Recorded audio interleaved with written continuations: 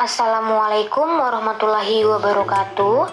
Kami dari kelompok 12 mata kuliah dasar umum Islam dan Iptek yang beranggotakan Amelia Febrianti dengan NIM 4 digit terakhir 2055, Oktastika Badai Nirmala dengan NIM 4 digit terakhir 2073, Mulyana dengan NIM 4 digit terakhir 2095, Ingrid Desti Safitri dengan NIM 4 digit terakhir 4093, Alvina dengan NIM 4 digit terakhir 2069. Di sini kami akan membahas dan memaparkan materi tentang pentingnya penguasaan ilmu. Baik, langsung saja masuk ke pembahasan yang akan dipaparkan oleh rekan saya, Amelia Febrianti. Isyarat Al-Quran tentang pentingnya penguasaan iptek. Dalam Al-Quran banyak sekali disebutkan ayat-ayat yang mendorong umat Islam untuk mengembangkan ilmu pengetahuan. Kalau dilakukan penelusuran secara seksama, paling tidak ditemukan 7 iktibar dalam bidang iptek yang terdapat dalam Al-Quran, yaitu 1. Penggalian lubang di tanah, menguburkan mayat dan menimbunnya, seperti yang dipelajari Qabil dari perbuatan gagak setelah ia membunuh saudara kandungnya si Habil. Quran Surat Al-Maidah ayat 30-31. 2. Pembuatan, melayarkan dan melabuhkan kapal oleh Nabi Nuh pada masa menjelang waktu air bah datang, sehingga terjadi banjir besar. Nabi Nuh dan umatnya yang setia selamat dari banjir tersebut. Quran Surat Hud ayat 36-44. 3. Mensucikan, meninggikan pondasi dan membangun Baitullah oleh Nabi Ibrahim, dibantu oleh Ismail. Quran Surat Al-Baqarah ayat 124-132. 4. Pengelolaan sumber daya alam dan hasil bumi oleh Nabi Yusuf. Quran Surat Yusuf ayat 55-56. 5. Pelunakan besi dan pembuatan baja besi, serta pengendalian dan pemanfaatan bukti-bukti dan burung-burung oleh Nabi Daud. Quran Surat An-Anbiya ayat 80 dan Quran Surat Saba ayat 10-11. 6. Komunikasi dengan burung, semut dan jin, pemanfaatan tenaga angin untuk transportasi, pemanfaatan tenaga burung untuk komunikasi, mata-mata untuk tentara, pemanfaatan tenaga jin untuk tentara, penyelam laut, membangun konstruksi bangunan, patung, kolam dan pencairan tenaga oleh Nabi Sulaiman.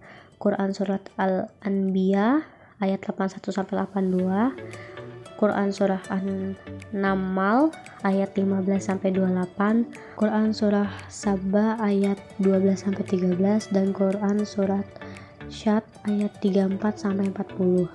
7. Penyembuhan orang buta, berpenyakit lepra dan telepati oleh Nabi Isa. Quran Surat Al-Imran ayat 49-50 dan Quran Surat Al-Maidah ayat 110.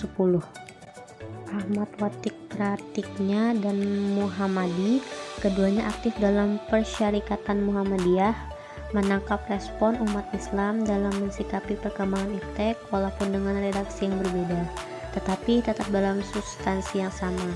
Menurutnya ada 2 sikap, yakni 1. Melihat berbagai perkembangan iptek dan kecenderungannya secara utopistik, oportunistik, berlebihan, dan beranggapan mestinya begitulah kehidupan modern. Mereka menganggap iptek sebagai variabel perubahan yang bersifat mutlak dan dominan. 2. Melihat berbagai perkembangan iptek dan kecenderungannya secara distopistik, pesimis, dan cemas berlebihan. Baik, materi selanjutnya akan disampaikan oleh rekan saya, Oktastika. Pandangan pertama mengatakan bahwa Al-Quran memuat seluruh bentuk pengetahuan termasuk disiplin-disiplinnya. Pandangan ini karena menempatkan Al-Quran sebagai sumber ilmu pengetahuan dan teknologi. Tujuan utamanya adalah untuk menunjukkan mukjizat Al-Quran dalam lapangan keilmuan untuk meyakinkan orang-orang non-muslim akan keagungan dan keunikan Al-Quran. dan untuk menjadikan kaum muslimin bangga memiliki kitab suci. Pandangan kedua mengatakan bahwa Al-Quran itu semata-mata sebagai kitab petunjuk dan di dalamnya tidak ada tempat bagi ilmu pengetahuan dan teknologi. Argumentasi yang mendukung pandangan kedua bisa disimpulkan dalam 4 hal, yaitu 1. Tidaklah benar menafsirkan kata-kata Al-Quran dengan cara yang tidak diketahui oleh orang-orang Arab pada masa Nabi. 2. Al-Quran tidak diwahyukan untuk mengajari kita sains dan teknologi, tetapi merupakan kitab petunjuk. Masalah ipteks di luar tujuan diwahyukan Al-Quran. 3. Sains belum mencapai tingkat kemajuan yang sempurna, maka tidak benar menafsirkan Al-Quran menurut teori-teori yang dapat berubah. Dan 4.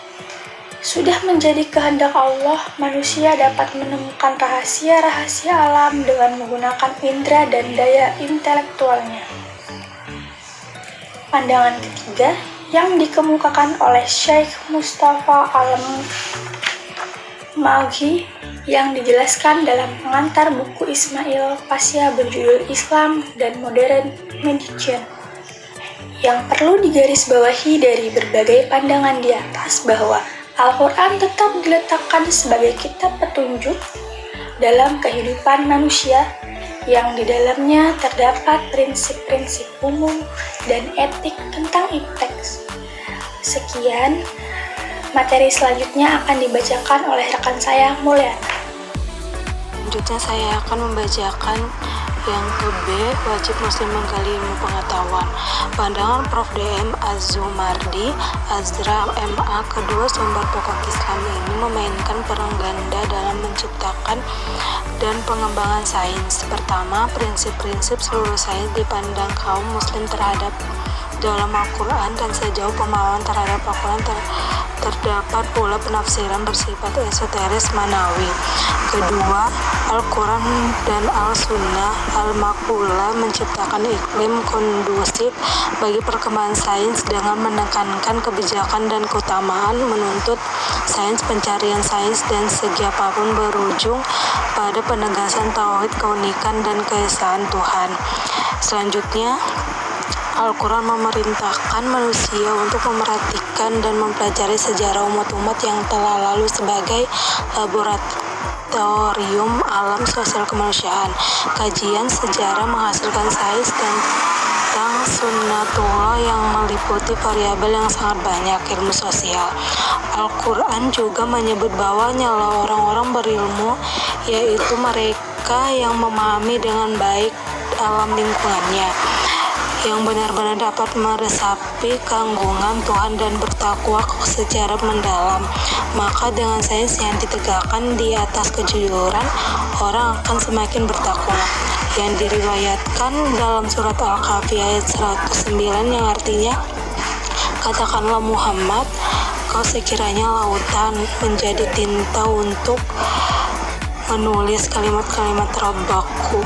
Sungguh habislah lautan itu sebelum habis ditulis kalimat-kalimat Rabbku. Meskipun kami datangkan tambahan sebanyak itu pula. Quran Surat Al-Kahfi ayat 18. Islam secara doktrinal sangat mendukung pengembangan sains. Dalil nakli yang sering dikemukakan para ahli misalnya adalah ayat-ayat pertama yang diturunkan Allah kepada Nabi Muhammad SAW, sebagaimana terdapat dalam surah Al-Alaq 96 ayat 1-5 yang artinya, bacalah menyebut nama Tuhanmu yang menciptakan. Dia telah menciptakan manusia dengan segumpal darah. Bacalah dan Rabbulah yang paling pemarah yang mengajar manusia dengan perantara kalam. Dia mengajarkan kepada manusia apa yang telah diketahuinya. Al-Quran dan Al-Sunnah merupakan sumber bagi sains Islam. Dalam pengertian seluas-luasnya, Prof. Dr. Nurholis Madrid menuturkan kedekatan ilmu pengetahuan sains dengan alam raya sebagai pertanda kekuasaan Allah. Materi selanjutnya akan disampaikan oleh rekan saya, Ingrid. Model studi Islam klasik, medieval, dan kontemporer. Periode setelah wafatnya Umar ibnu al-Khattab sampai abad ke-10 Masehi adalah pusat kehidupan intelektual masyarakat Muslim. Pada saat itu berkembang wacana pemikiran di bidang politik, hukum, teologi, tasawuf, dan varian pemikiran Islam lainnya. Kemajuan sains di masa dinasti Abbasiyah, bila diteliti coraknya, seluruh madrasah sepenuhnya bermuatan sains agama, yang dalam klasifikasi sains sekarang ini termasuk ke dalam humaniora atau humanitis. Klasifikasi sains menurut Ibnu Buton 469 atau 1068 menggambarkan klasifikasi sains dalam segitiga, di mana sisi sebelah kanan adalah sains agama, sisi sebelah kiri sains filsafat dan sains alam, dan sisi bawah adalah sisi kesusastraan. Ibnu Khaldun mengklasifikasi menjadi dua kategori.